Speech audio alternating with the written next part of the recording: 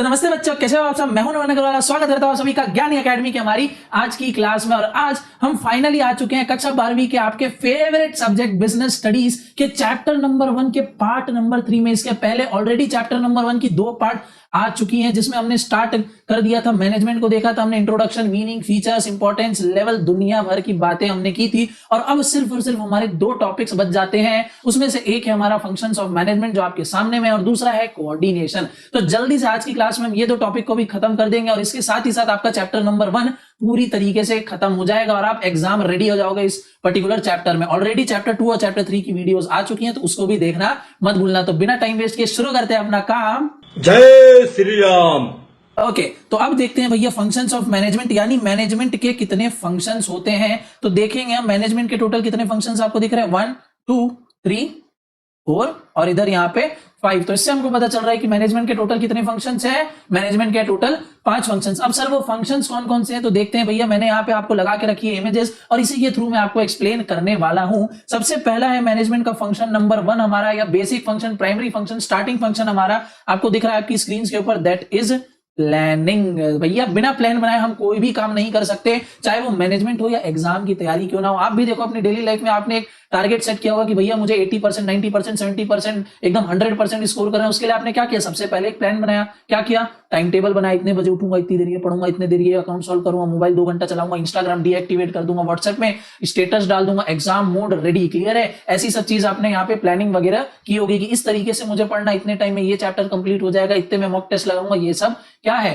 Planning है। Planning मतलब जब आप एक्चुअल में एक्शन लेते हो उसके पहले ही आप तैयारी कर लेते हो कि आने वाले टाइम में हमको कैसे जाना है। ठीक है, आप पाथवे ऑलरेडी अपना रेडी कर लेते हो प्लान के थ्रू और बस अब आप रेडी हो जाते हो चलने के लिए। अच्छा, एक मजेदार बात बताऊं, ये जो फंक्शंस ऑफ मैनेजमेंट है ना आपके, यही आगे जाके आपके पर्टिकुलर एक एक डेडिकेटेड चैप्टर है। आप देखोगे चैप्टर नंबर 4 प्लानिंग का मिलेगा, चैप्टर 5 ऑर्गेनाइजिंग का, चैप्टर 6 डायरेक्टिंग, चैप्टर 7 स्टाफिंग और चैप्टर नंबर 8 कंट्रोलिंग का आपको मिलेगा। तो हम यहाँ पे इसको क्यों पढ़ रहे हैं, यहाँ पे सिर्फ आपको बेसिक इंट्रोडक्शन, एक बेसिक जानकारी दी जा रही है कि आखिर में ये कार फंक्शन होते क्या है। इसको और डिटेल में पढ़ेंगे अपन जो इसके डेडिकेटेड चैप्टर्स है उसके थ्रू। ठीक है, सबसे पहले अभी हमने देखा प्लान। प्लान क्या है, ये हमारा पाथवे डिसाइड कर देता है कि आगे हमको करना क्या है। उसकी प्लानिंग हम एडवांस में ही कर लेते हैं। प्लानिंग मतलब क्या, थिंकिंग इन एडवांस। हम एडवांस में ही सोच लेते हैं कि आगे हमको कैसे कैसे क्या क्या काम सारे करने हैं। तो ये हो गया आपका प्लानिंग, क्लियर है।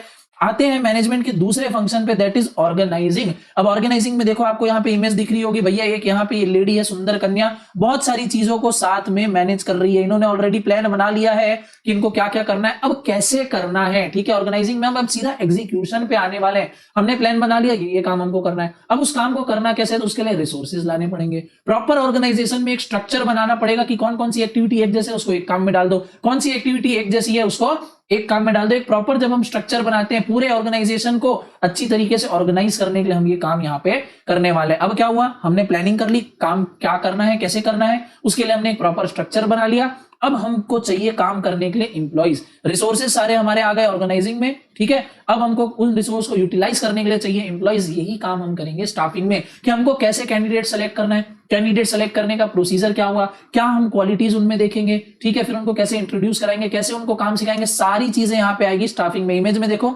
इतने सारे यहाँ पे कैंडिडेट और हम अपने परफेक्ट कैंडिडेट को यहाँ पे ढूंढ रहे हैं जो प्रॉपरली यहाँ पे काम कर पाए। तो ये बनता है हमारा मैनेजमेंट का फंक्शन नंबर 3। क्या नाम है इसका, स्टाफिंग। बढ़ते हैं फंक्शन नंबर 4 पे। फंक्शन नंबर 4 है अपना डायरेक्टिंग का। डायरेक्टिंग मतलब अब हमने रिसोर्सेज इकट्ठा कर लिए, जो लोग हमको चाहिए थे काम करने के लिए, इंप्लॉइज, हमारी पूरी स्टाफ यहाँ पे रेडी है। अब उनको हमको काम एक्चुअल में बताना है, उनको डायरेक्ट करना है कि आपको ऐसे ऐसे ऐसे ऐसे काम करना है। वरना अगर हम उन लोगों के ऊपर छोड़ देंगे कि आपकी जैसी मर्जी काम करो यार, तो क्या होगा, काम में डिले हो सकता है, बहुत सारे वेस्टेज हो सकते हैं, अपनी मनमर्जी उन लोग कराएंगे तो हो सकता है ऑर्गेनाइजेशन का जो गोल है उससे डेविएट हो जाए। तो उनको प्रॉपर डायरेक्शन की, एक प्रॉपर गाइडेंस की यहाँ पे जरूरत होती है, जो हम प्रोवाइड करेंगे डायरेक्टिंग वाले स्टेप में। अब देखो जैसे एक मूवी बनती है तो मूवी में क्या होता है, एक डायरेक्टर होता है। अब मुझे बताओ, अगर आप कल को कोई मूवी बना रहे हो शाहरुख खान को लेके, तो क्या शाहरुख खान को एक्टिंग नहीं आती है? बिल्कुल एक्टिंग आती है सर, एक्टिंग के तो वो किंग है। अगर आप हीरोइन ले रहे हो दीपिका पादुकोण, क्या उनको एक्टिंग नहीं आती है? बिल्कुल एक्टिंग आती है। तो क्या वो काम नहीं कर सकते? बिल्कुल कर सकते हैं। वो क्या वो एक्शन कर सकते हैं? कर सकते हैं। रोमांस, कॉमेडी सब कर सकते हैं। पर फिर भी हमको डायरेक्टर की जरूरत क्यों पड़ती है? क्योंकि जिस लेवल का काम हमको करना है वो कौन करवा के देगा? डायरेक्टर करवा के देगा। और जैसी पिक्चर बननी चाहिए वो कौन करवा के देगा? डायरेक्टर करवा के देगा। स्टाफ का काम है काम करना, उनसे काम निकलवाना, और काम को प्रॉपर तरीके से करने का काम किसका है भैया? डायरेक्टर का है। यानी डायरेक्शन का पूरा खेल है, कैसे काम करना है, कैसे रिसोर्सेज को प्रॉपरली अच्छे से यूटिलाइज करना है। कोई डीमोटिवेटेड है उसको मोटिवेट करो, लीडरशिप की कमी है लीडरशिप जगाओ, सारी चीजें यहाँ पे डायरेक्शन में आने वाली है। तो ये बनता है आपका स्टेप नंबर या फंक्शन नंबर 4। नेक्स्ट आता है आपका fifth function, that is controlling. ठीक है, अब हमने सारे रिसोर्सेज ले आए, सारे मैन पावर भी हमारे पास आ गई, उनको हमने काम भी बता दिया, बट फिर भी उनके ऊपर नजर रखने की जरूरत है, प्रॉपर देखने की टाइम टू टाइम जरूरत है, एनालिसिस करने की जरूरत है कि क्या सारी चीजें प्रॉपर कंट्रोल में है, ठीक से काम हो रहा है, जैसे हमने डायरेक्ट किया था, जैसे हमने गाइड किया था, क्या वैसे काम हो रहा है या नहीं हो रहा है। क्लियर है? तो इस चीज को देखना करना, सारी एक्टिविटीज को मॉनिटर करना क्या हो गया? कंट्रोलिंग हो गया। क्लियर है? ये था सिर्फ ऊपर से आपको थोड़ा सा आइडिया देने के लिए। डेडिकेटेड मैंने आपको ऑलरेडी बताया, चैप्टर नंबर 4 से लेके 8 तक सारे इन डिटेल आपके चैप्टर्स बने हुए, फीचर्स, इंपॉर्टेंस, डीमेरिट्स, दुनिया भर की सारी चीजें हम उस चैप्टर में पढ़ने वाले हैं। क्लियर है? हाँ जी सर। फंक्शन ऑफ मैनेजमेंट जब आपका क्लियर है तो हम बढ़ते हैं नेक्स्ट हमारे टॉपिक पे, that is coordination. Sir coordination क्या है? ये कोऑर्डिनेशन क्या है? तो कोऑर्डिनेशन, ओके, ये स्लाइड बार बार थोड़ी सी गड़बड़ हो रही है, इसको सुधार लेते हैं अपन।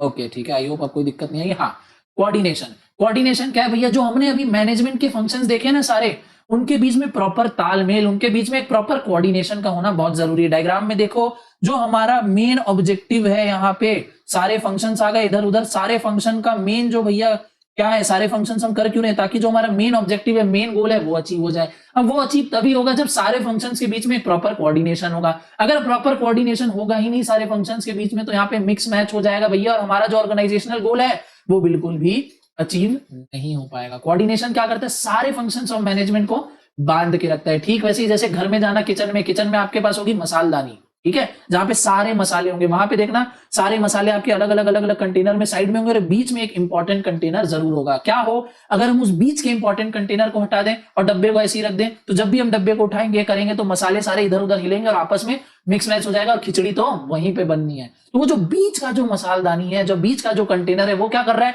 सारे अपने आसपास के मसालों को बांध के रख रहा है। सेम वही काम एक ऑर्गेनाइजेशन में कोऑर्डिनेशन करता है। क्या करता है? सारे फंक्शंस ऑफ मैनेजमेंट को अपने पास बांध के रखता है, ताकि कोई भी इधर उधर बिखर ना जाए और रायता यहाँ पे ना फैल जाए। क्लियर है? तो कोऑर्डिनेशन को हम और भी क्या बोलते हैं? It is essence of management. Coordination क्या है भैया? मैनेजमेंट का एसेंस है, कोई अलग से फंक्शन नहीं है। बट हाँ, अगर ये प्रेजेंस ना हो, ठीक है, कोऑर्डिनेशन का अगर प्रेजेंट नहीं होता है किसी भी मैनेजमेंट में, तो बहुत ही यहाँ पे ज्यादा गड़बड़ होने वाली है। देखें टेक्स्ट क्या लिखा है यहाँ पे, apart from 5 functions of management there is one more important function which every manager has to perform. This function is called coordination. Coordination means bringing together the activities and resources of the organization and bringing harmony in them. एकता लाना, एकदम unity लेके आना भैया सारे functions में। Due to the following reason coordination is known as essence of management. मैंने अभी बोला ना कि कोऑर्डिनेशन क्या है? एसेंस है मैनेजमेंट का। क्यों है एसेंस? तो भैया पहला point, coordination is needed to perform at all functions of management. जो भी हम फंक्शन कर रहे हैं, इंडिविजुअली भी हर एक फंक्शन अपन अगर परफॉर्म करें तो सब में आपस में कोऑर्डिनेशन होना चाहिए। दूसरा, coordination is required at all level of management. Levels of management देखा था ना पार्ट 2 में, 3 लेवल होते हैं, टॉप, मिडिल, लोअर। तो सारे लेवल पे हमको कोऑर्डिनेशन लगता है। अगर टॉप वाले अपना काम ठीक से कर रहे हैं बट मिडिल वाले ठीक से नहीं कर रहे हैं, तो क्या लोअर वाले भी ठीक से कर पाएंगे? क्या नहीं कर पाएंगे, गड़बड़ हो जाएगा यहाँ पे। अगर टॉप मिडिल अपना काम ढंग से कर रहे हैं, लोअर वाले नहीं कर रहे, तो क्या ऑर्गेनाइजेशनल का गोल अचीव होगा? नहीं अचीव होगा। अगर टॉप लेवल वाले ही गलत पॉलिसी बनाएंगे, तो मुझे बताओ क्या ऑर्गेनाइजेशन का गोल अचीव होगा? नहीं होगा। तो इसका मतलब कोऑर्डिनेशन हर लेवल पे प्रॉपरली यूज होना चाहिए, प्रॉपरली प्रेजेंट वहां पे होना चाहिए। क्लियर है? तीसरा, coordination is the most important function of organisation as any company में fail to coordinate can not survive in the market for a long period of time. तो भैया कोऑर्डिनेशन क्या है? मोस्ट इंपॉर्टेंट फंक्शन है। किसी भी कंपनी में, किसी भी ऑर्गेनाइजेशन में, किसी भी फैक्ट्री में अगर प्रॉपर कोऑर्डिनेशन नहीं होगा उनके एक्टिविटीज के बीच में, तो वो ऑर्गेनाइजेशन कभी भी मार्केट में लॉन्ग टाइम के लिए सर्वाइव नहीं कर पाएगी। क्लियर है भैया? कोऑर्डिनेशन क्या है, इतना ज्यादा इंपॉर्टेंट क्यों है? बढ़ते हैं आगे। नेक्स्ट स्लाइड में आपका फीचर्स ऑफ कोऑर्डिनेशन देख लेते हैं भैया। कोऑर्डिनेशन क्या करता है? Integrates group efforts. ठीक है, ग्रुप एफर्ट्स कैसे? प्लानिंग में बहुत लोग लगेंगे, ठीक है, स्टाफिंग में, ऑर्गेनाइजिंग में बहुत सारे अपने को लोग लगेंगे। उन सभी लोगों का एफर्ट, ठीक है, सभी लोग को हर एक इंडिविजुअल को मिलाएंगे तो क्या बन जाएगा? ग्रुप बन जाएगा।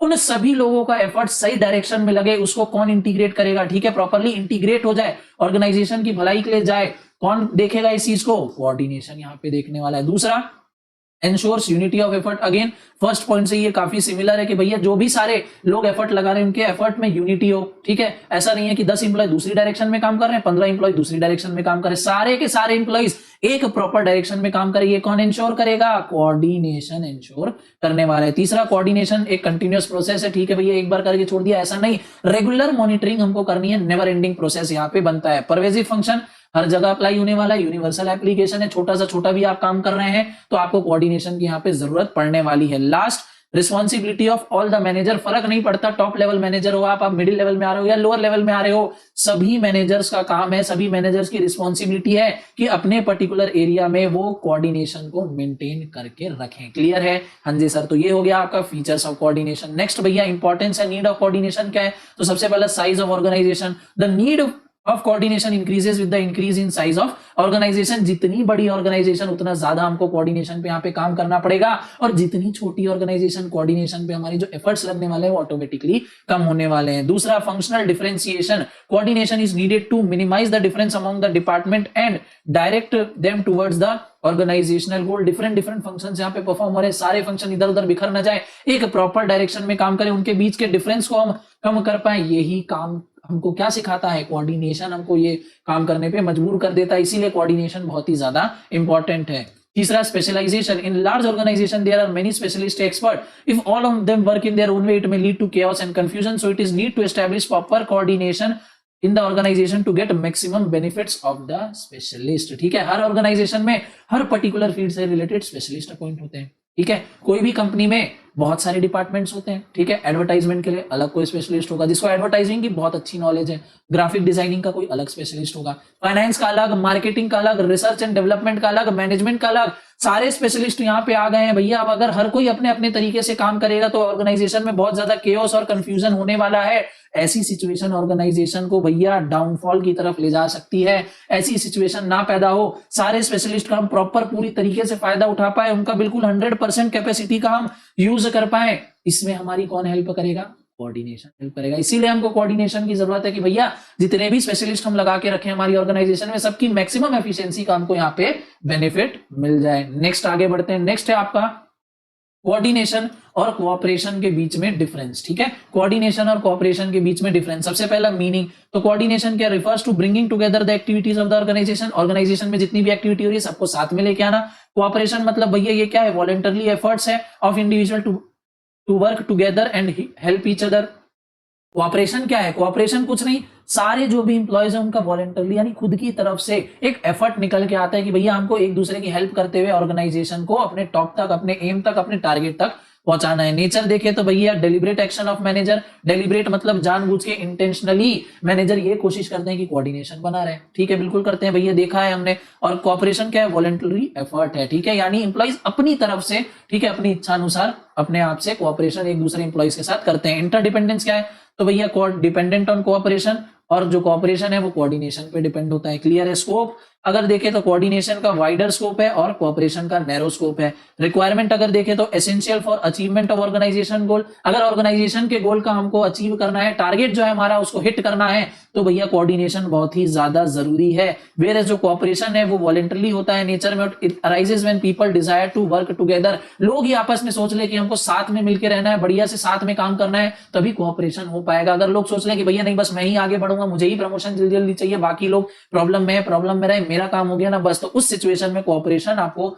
बिल्कुल भी देखने को नहीं मिलने वाला है, क्योंकि ये वॉलंटरी होता है नेचर में। क्लियर है? हाँ जी सर, बहुत अच्छी तरीके से क्लियर है। नेक्स्ट देखें। ओहो, तो ये तो हमारा यहाँ पे टॉपिक ही खत्म हो गया। टॉपिक क्या? लाइकवाइज आपका पूरा चैप्टर नंबर 1 यहाँ पे एंड हो चुका है। सारे जितने भी टॉपिक्स हमको देखने थे सबके सब यहाँ पे कवर हो गया। तो इसी के साथ और कुछ यहाँ पे बताने लायक मेरे हिसाब से बचा है नहीं। फिर भी आपको कोई डाउट आता है तो कमेंट सेक्शन खुला है, अपने डाउट वहां पे जरूर से पोस्ट कर देना। वीडियो को लाइक कर देना, दोस्तों के साथ शेयर कर देना। टर्म 1 के बिल्कुल लेटेस्ट वीडियो है ये आपके सामने। क्लियर है? तो विद दिस भैया आज की क्लास को मैं यहीं पे करता हूँ खत्म, और आपसे मैं बोलता हूँ bye bye, tata, good bye. मिलूंगा आपसे नेक्स्ट क्लास में एक और नए टॉपिक के साथ। बट तब तक के लिए लाइक और शेयर ठोक दीजिए, महाकाल का दबा के लाइक और शेयर ठोक दीजिए। 5000 लौटे दिख जाना चाहिए। ये 4000 के लिए मैं यहाँ पे नहीं खड़ा हूँ, पूरा साल मेहनत करता हूँ आपके लिए बेटा। ऐसा नहीं चलेगा, ऐसा नहीं चलेगा। लाइक ठोकी दबा के।